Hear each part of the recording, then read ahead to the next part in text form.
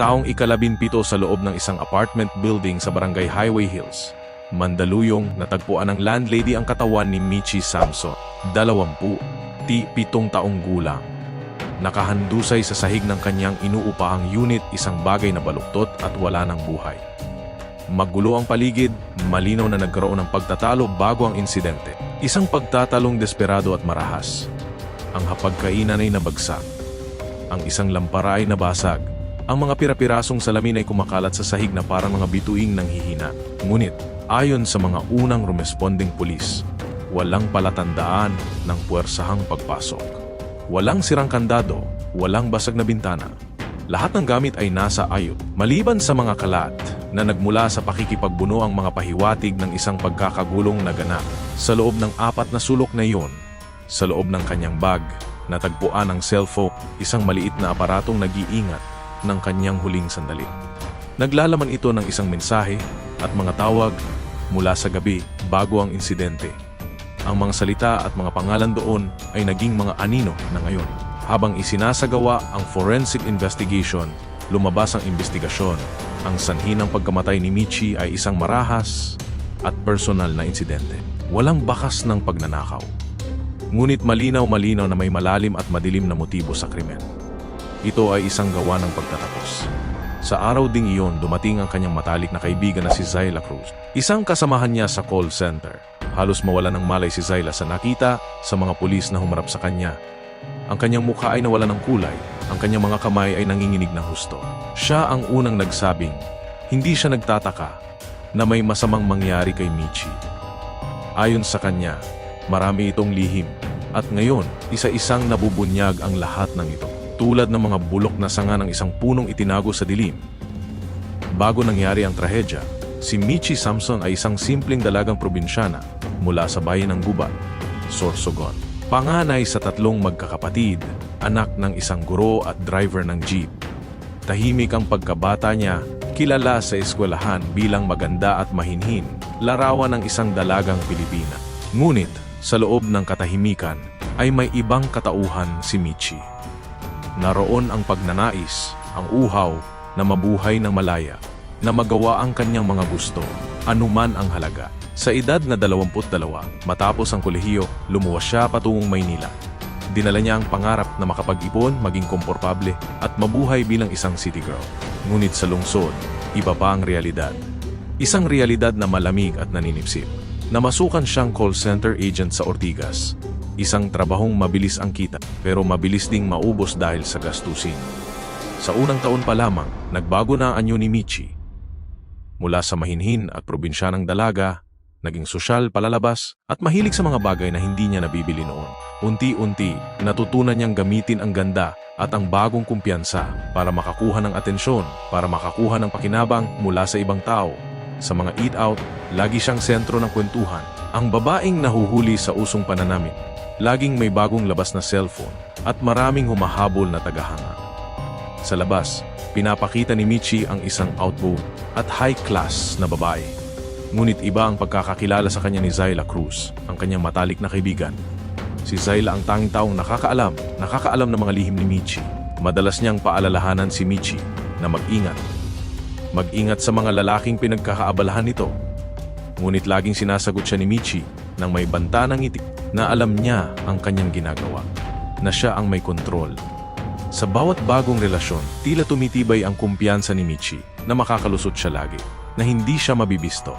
Ngunit sa kagustuhan niyang panindigan ang pagiging materialistiko, ang pagkakaroon ng sosyal na imahe, naging mapanganib ang bawat takbang na kanyang pinasok. Naging madilim. Sa mga huling buwan ng kanyang buhay, 4 na lalaki ang sabay-sabay na umiikot sa mundo ni Michi Samson. 4 na mukha, 4 na kwento. 4 na uri ng pagmamahal na kanyang mismong nilikha. Hindi dahil sa pag-ibig, kundi sa pangangailangan at sa kasakiman. Ang una ay si Anton, 30 taong gulang, isang seaman na bihirang umuwi sa Pilipinas. Nakilala niya si Michi sa social media at nabuo ang kanilang relasyon sa pagitan ng mga mensahe at malayong tawag. Si Michi ay buwan-buwan kung tumatanggap ng pera mula sa paghihirap ni Anton sa barko. Pinangakuan niya ito ng kasal. Ipinadama rito na siya ang babaeng handang maghintay sa gitna ng dagat at kalawakan. Ngunit sa likod ng mga mensahe, sa likod ng mga magagandang selfie na ipinapadala, pera lamang ang tunay na habol ni Michi. Ginagamit niya ang mga padala para sa bagong cellphone, para sa branded na bag, para sa gabi-gabing gimmick. Sa bawat selfie naroon ang ngiti, isang ngiti ng panlilinlang, at masaya si Anton na napapasaya niya ang babaeng minamahal.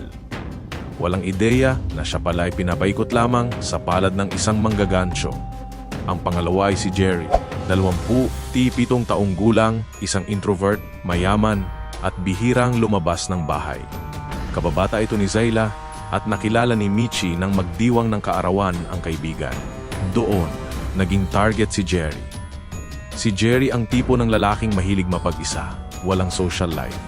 Ngunit handang ibigay ang lahat sa babaeng magpaparamdam sa kanya ng halaga. Mula nang maging karelasyon ni Jerry, madalas silang kumain sa mamahaling restaurant. At halos buwan-buwan ay may bagong regalo ang lalaki para kay Michi. Para kay Jerry, si Michi ang unang babaeng nagparamdam ng init. Para kay Michi, isa lamang siya sa kanyang mga koleksyon, isang tropeyo ng kanyang kapangyarihan. Ang pangatlo ay si Ivan, 40 taong gulang at pamilyado. Ngunit may matinding at lihim na paghanga kay Michi. Siya ay may katungkulan sa isang kilalang bangko kung saan una niyang nakita si Michi. Mula nang magkaroon ng lihim na ugnayan, madalas silang magkita sa motel, sa Pasig o sa Mandaluyong, sa mga kwartong pang isang gabi lamang. Binibigyan siya ni Ivan ng allowance, ng pambayad ng renta at panggastos kada buwan. Sa tuwing tinatanong ni Ivan kung may iba pa siya, laging sinasagot ni Michi nang may himig ng pag-iyak, na siya lamang ang nasa puso nito. Na hinihintay niya si Ivan hanggang sa araw na hiwalayan nito ang kanyang asawa. Ngunit lahat ng ito, pawang kasinungalingan. Mga salitang binalot sa manipis na seda. Ang huli ay si Albert, 25 taong gulang, isang delivery driver mula rin sa Sorsogon, ang unang lalaking minahal ni Michi noong mas simple pa ang buhay. Muli silang nagkita nang lumuwas ito sa Maynila. Kay Albert, hindi kailangan ng mamahaling lugar o regalo. Si Albert ang madalas maghatid sundo sa kanya sa trabaho, ang lalaking nag-aalala kung nasa bahay na siya ng maaga. Hindi alam ni Albert na may mga oras na si Michi ay nanggaling sa piling ng ibang lalaki, na ang halik niya ay may lasa ng pagkakanulo. Ayon kay Zayla, may kanya-kanyang oras si Michi para sa bawat isa. Isang mapanlinlang na orasan ang kanyang buhay. Isang gabi, habang kasama ni Michi si Albert sa kanyang apartment, may nasambit siyang maling pangalan. Isang pangalang hindi Albert. Nabigla si Albert, nagtanong kung sino si Ivan, ngunit hindi nagpakita ng kaba si Michi. Sanay na ito sa pagsisinungaling. Naghabi siya ng palusot, isang kwento tungkol sa katrabaho. At tulad ng dati, napaniwala niyang muli si Albert. Nakuha niya ang tiwala pabalik sa huling sandali. Maayos ang takbo ng lahat para kay Michi. Ngunit hindi niya alam na nalalapit na ang wakas ng lahat. Dahil sa mundo ng panlilinlang, walang lihim ang may kukubli magpakailanman. Lahat ay lumalabas sa wakas. Abril 2017, sa loob ng isang fine dining restaurant sa Makati. Habang nakatapat sa gitna ng mga kandila, ang mga ningas nito ay sumasayaw, nagpapahagis ng mga anino na parang mga umuusad na halimaw sa mga dingding. Humarap si Jerry kay Michi Samson. Sa kanyang mga kamay na nanginginig ng bahagya, hawak niya ang isang maliit, maitim na kahon. Isang kahon na tila bumibigat sa kanyang palad. Sa loob nito, isang singsing. Isang singsing na kumikislap sa liwanag ng kandila, isang malamig at mapang-akit na kislap. Sinundan ito ng isang alok ng kasad, isang pagtakas. Sinabi ni Jerry na kaya niyang ibigay kay Michi ang lahat. Ang lahat ng kanyang mayroon. Pakasalan lamang siya ng dalaga. Ngunit sa halip na kasiyahan, sa halip na luha ng tuwa, ang naging tugon ni Michi ay isang tahimik na tawa, isang halihing na pumutol sa hangin na pinatay ang init ng mga kandila. Ayon sa mga nakasaksi ng gabing iyon, hindi tinanggap ni Michi ang ahok. Umiling lamang ito at sinabing hindi pa siya handa. Ngunit sa mga mata ni Jerry, malinaw na nakita ang pangungutya, ang malamig na paglibak. Parang biglang gumuho ang kanyang mundo sa isang sandali. Ang mga dingding ng magarbong restoran ay parang umurong at siya ay naiwan sa gitna ng isang malawak, malamig na kawalan. Ang pag-asa ay namatay at sa puwang nito, may ibang bagay ang sumilay. Kinabukasan, kinuwento ni Michi ang nangyari kay Zayla. na nooy tila sanay na sa mga ganitong kwento ng kaibigan. Sa tono ni Michi, may halong pang-aasar, isang pagyayabang. Halos walang pagsisisi. Para sa kanya, si Jerry ay laruan lamang, isang lalaking mahina, madaling paikutin, at isa lamang sa mga lalaking ginagatasan niya. Hindi niya alam, hindi niya naramdaman na ang pangyayaring iyon ang maghahatid ng yelo sa kanyang puso, ang magbubukas ng pintuan sa kapahamakan mula noon. Naging mailap si Jerry. Parang isang anino, hindi na siya madalas tumawag. Hindi na nagpadala ng mga mensaheng puno ng pangako. Ngunit ayon sa mga kapitbahay ni Michi, may mga gabi raw na may lalaking nakatambay sa labas ng apartment. Nakatayo sa dilim, sa ilalim ng poste ng ilaw na palyado, nanonood lamang. Hindi lumalapit, hindi kumikilos. Tanging ang tingin lamang, isang mabigat at nakapapasong tingin. Gayunpaman, hindi natakot si Michi. Itinuri niya itong pagiging desperado. Isang huling pagtatangka ng isang taong natalo. Patuloy pa rin ang kanyang pakikipagkita kay Ivan at madalas pa rin siyang sunduin ni Albert sa trabaho. Sa isip ni Michi, hawak pa rin niya ang lahat ng sitwasyon. Hawak niya ang mga senyas. Ngunit iyon ang pinakamatinding at pinakahuling pagkakamali niya. Hulyo 2017. Bandang ika-10 ng gabi, bumalik si Michi Samson sa kanyang inuupahang apartment sa Mandaluyong. Pagkatapos ng kanyang shift sa trabaho, base sa kuha ng CCTV sa labas ng gusali, mag-isa siyang pumasok.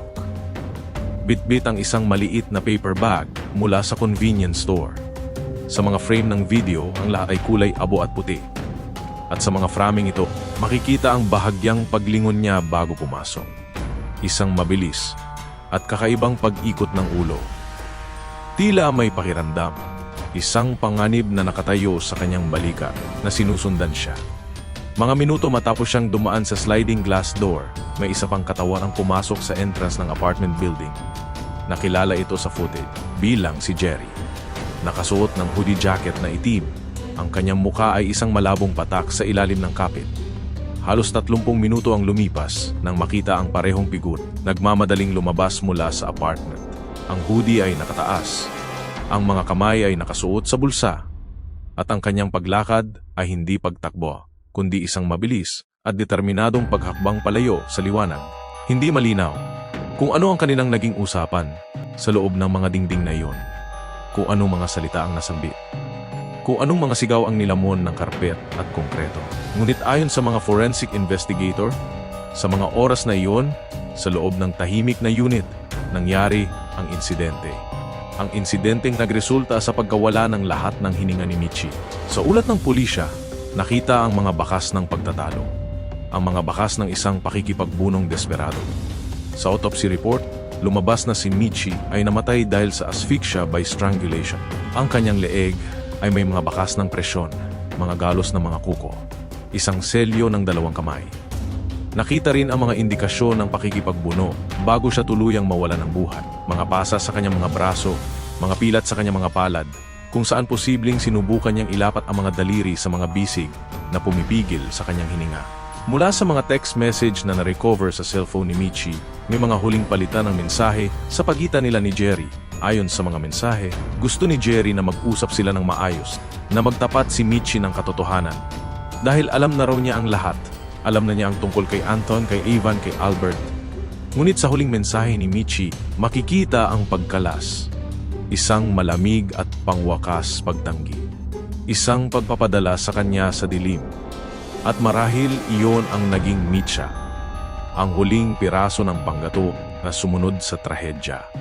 Sa mga sumunod na araw, nagsimula ang investigasyon. Ang unang tiniting ng suspect ay si Jerry. Ngunit pagdating ng mga autoridad sa kanyang tinitirhan, wala nito. Parang usok. Ayon sa mga kapitbahay, umalis siya sakay ng kotse, dala ang isang malaking mabigat na bag. Pinuntahan ang kanyang mga pamilya. Ngunit maging ang mga ito ay walang ideya, walang kamalay-malay kung nasaan ang suspect. Habang hinahanap si Jerry, ipinatawag ng pulisya si Zayla Cruz, ang pinakamalapit na kaibigan ni Michi, upang magbigay ng pahayag. Siya ang huling taong nakasama ng biktima, ilang araw bago ang insidente. Noong una, nag-alangan siyang magsalita. Ang kanyang mga mata ay pumailalim sa lupa, ngunit dahil na rin sa presyon at sa bigat ng konsensya na parang bumabagsak na bato sa kanyang dibdib, ay lumabas ang tunay na kwento. Ang kwento sa likod ng gabing iyon. Ayon kay Zayla, matagal na niyang alam ang lihim na buhay ni Michi. Ang 4 na lalaki, ang mga kasinungalingan, ang paraan ng paggamit nito sa bawat isa. Sa umpisa, pinili niyang manahimik. Ngunit nagbago ang lahat nang maging karelasyon ni Michi si Jerry. Ang lalaking matagal na niyang gusto, ang lalaking tahimik at mabait. Nang marinig niya kung paano pagtawanan at laitin ni Michi ang lalaking mahal niya, ang lalaking nagbigay ng lahat, ay nagkaroon siya ng pagdadamdam. Isang pagdaramdam na umalsa sa kanyang sikmura, mainit at mapait. Sa gitna ng sama ng loob at ng lihim na selos, ipinadala niya kay Jerry ang mga ebidensya, mga screenshot, mga larawan, mga katotohanang nagpapatunay na niloloko lamang siya, na siya ay isa lamang numero. Doon niya sinabi ang totoo na may iba pa itong karelasyon na ginagamit lang siya. Hindi niya inaasahan, hindi niya inakala na ang pagtatapat niyang iyon ay hahantong sa ganito. Sa isang silid na may bango ng kamandag at kamatayan. Ayon sa kanya, matapos ang gabing iyon, sinubukan niyang tawagan si Michi upang magkausap sila para bawiin ang lahat, ngunit hindi na ito sumagot. Ang telepono ay umalingaw-ngaw ng walang sagot. Kinaumagahan, nabalitaan na lang niya ang nangyari sa kaibigan. Ang balita ay dumating na parang kidlat sa isang tahimik na bukid. Ang balita ay nakarating din sa mga dating karelasyon ni Michi. Kay Anton, na nooy nasa barko sa gitna ng dagat. Halos hindi makapaniwala. Ang mundo niya ay gumuho sa ilalim ng kanyang mga paa. Kay Ivan, na agad naglabas ng pahayag na matagal na silang tapos. Isang desperadong pagtatangkang pagtakpan ang kanyang kasalanan, ang kanyang mga lihim sa kanyang sariling pamilya. At kay Albert, ang pinakaapektado, ang lalaking nagtiwala, ang lalaking umibig ng simple. Siya mismo ang tumulong, ang humawak sa kabaong upang maayos na maiuwi si Michi pabalik sa Sorsogon, sa lupang kanyang pinangakuan. Hindi na natagpuan si Jerry. Parang nawala sa pagkakatangay ng hangin. Ngunit may impormasyon, isang bulong sa sistema na nakalabas na ito ng bansa. Bago pa man magkaroon ng hold departure order sa kanya, bago pa man siya mahuli ng sistema na kanyang nilisan. Sa mga huling tala ng pulisya, si Michi Samson ay itinuring na biktima. Hindi lamang ng isang lalaki, kundi ng mga kasinungalingan na siya mismo ang gumawa ng sistema ng pandaraya na kanyang itinayo at sa huli ay bumagsak sa kanyang ulo. Matapos iuwi si Michi, hindi makapaniwala ang mga taong naging bahagi ng kanyang nakaraan. Ang mga taong nakakilala sa kanyang ngiti. Nooy itinuring siyang mahinhin, isang ehemplo ng dalagang may dangal, isang larawan ng kagandahan, ngunit may kulo pala itong itinatago sa kanyang loob, isang lamang napakainit at nagnanais at mapanganib. Sa huli, ang kwento ni Michi Samson ay nagsilbing isang paalala na ang kagandahan at ang talino ay mauuwi sa kawalan. Mauuwi sa isang malamig na sahig ng isang apartment kapag ginamit sa maling paraan, kapag inalay sa altar ng kasakiman sa mundo kung saan lahat ay gustong maging masaya. May mga taong handang manloko. May mga taong handang gumawa ng mga multo para lamang sa isang saglit na ginhawa. Ngunit ating tandaan, ating alalahanin, ang kasayahang bunga ng panlilinlang ay huwad. Ito ay isang pangarap na gawa sa yelo na natutunaw sa init ng katotohanan. At ito ay may katumbas na kaparusahan. Laging may kapalit. Isang bayad na hinihingi sa dulo ng lahat ng kadiliman. Maraming salamat sa pakikinig.